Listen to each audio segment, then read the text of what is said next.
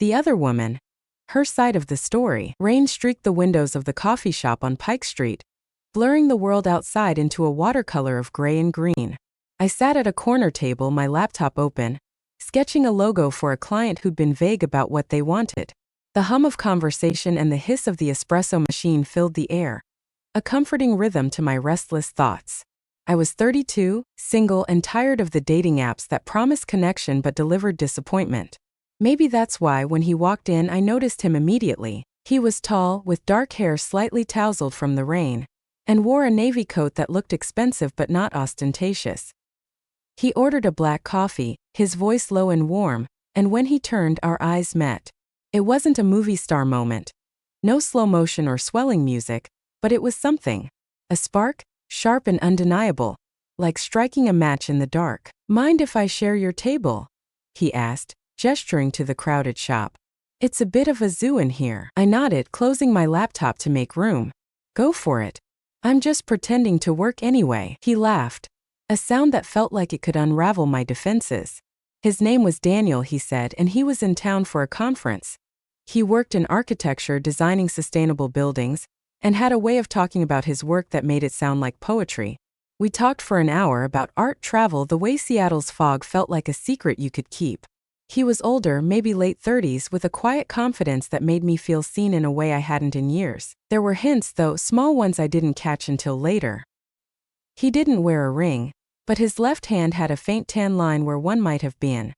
He spoke vaguely about his personal life, steering the conversation back to me whenever I asked about his home or family. And yet I didn't press. I was too caught up in the way he looked at me, like I was the only person in the room. When he left, he scribbled his number on a napkin. "I'd love to see you again, Elise," he said, and my name in his voice felt like a promise. I watched him disappear into the rain, the napkin burning a hole in my pocket. That night I lay awake, replaying our conversation, wondering if I was reading too much into a chance encounter. But deep down I knew I wasn't. Something had shifted, and I was already falling. The first text came 2 days later, a simple "thinking of you," that lit up my phone and my heart. I should have hesitated, should have questioned why a man like Daniel was texting me at 10 p.m., but I didn't. I replied, and soon we were texting daily, witty banter, shared interests, and late-night confessions that felt dangerously intimate. We met again a week later, this time at a quiet bar near the waterfront. The Puget Sound glittered under the moonlight, and Daniel was waiting outside, his smile disarming. Over drinks he told me about his life, his passion for design, his love of hiking, and then, almost casually, the truth. "I'm married," he said, his eyes searching mine for a reaction. "It's complicated, but I want to be honest." I froze, my martini glass cold against my fingers. I should have walked away then, should have said, "This isn't for me." But I didn't. His honesty, or what I thought was honesty, pulled me in deeper. He spoke of a marriage that had grown distant, of feeling invisible in his own life. I saw the pain in his eyes, and it mirrored my own loneliness. I told myself I wasn't breaking anything. I was just filling a void. Our meetings became a ritual, stolen hours in hidden corners of the city. Each time I felt alive, like I was waking up after years of sleepwalking. But guilt was a shadow that followed me. At night I'd lie awake, imagining his wife, wondering what she looked like, what she didn't know. I hated myself for wanting him, but I couldn't stop. He was a current and I was caught. There's a thrill in secrecy, a high that comes from knowing something no one else does. Daniel and I carved out a world that was ours alone, hidden in plain sight. We met in out-of-the-way cafes, took walks in parks where no one knew us, and once spent a weekend in a cabin near Mount Rainier. Those days were a fever dream, his touch, his laughter, the way he made me feel like I was enough. I told myself I wasn't hurting anyone. His marriage was already broken, I reasoned, and I was just a symptom, not the cause. I ignored the voice in my head that whispered, "You're lying to yourself." Instead, I leaned into the role of the other woman, wearing it like a costume that didn't quite fit, but the cracks were there.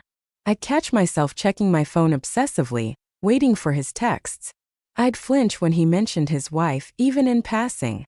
And once, when he left his phone unlocked, I saw a photo of her, smiling, unaware, beautiful in a way that made my stomach twist. I didn't tell him I'd seen it, but it haunted me, a reminder that our secret had a cost. Guilt is a heavy thing. like carrying a stone in your chest that grows heavier with every step. It started small. A pang when I saw a couple holding hands, a twinge when Daniel canceled plans because of family obligations. But soon it was everywhere. I couldn't look in the mirror without seeing someone I didn't recognize. I started imagining his wife's life, her mornings, her routines, the way she might wait for him to come home. I wondered if she sensed something was wrong, if she lay awake at night like I did, piecing together clues. The thought made me sick, but it didn't make me stop.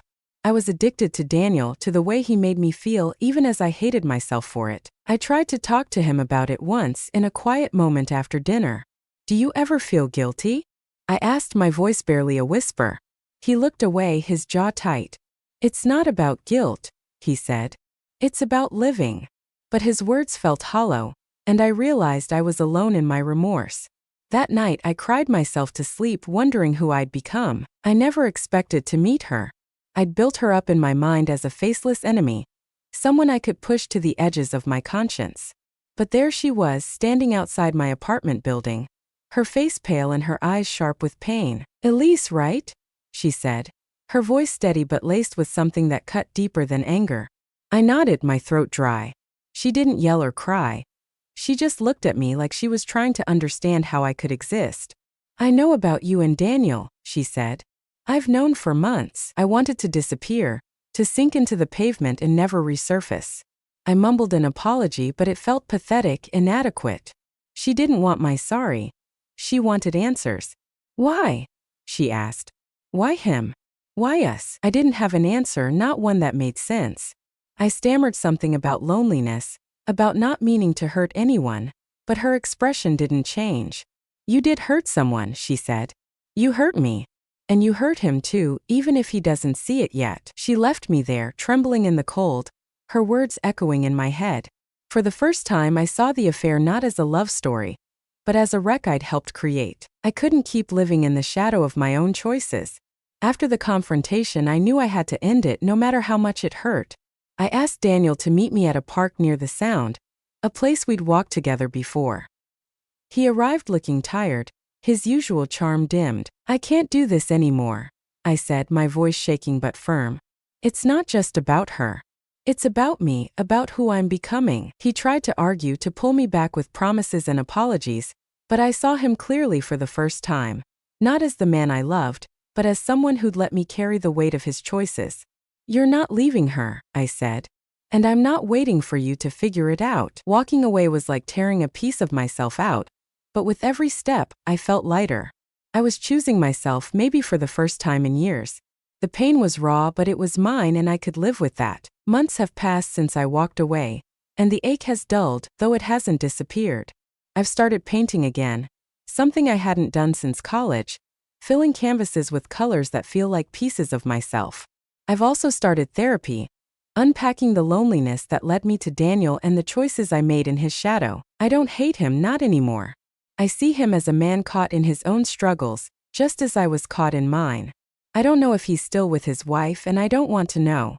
That chapter is closed, and I'm writing a new one. I walk by the Sound sometimes, watching the waves and the gulls, and I feel a quiet strength growing inside me. I'm not the other woman anymore. I'm just Elise, imperfect, healing, and enough.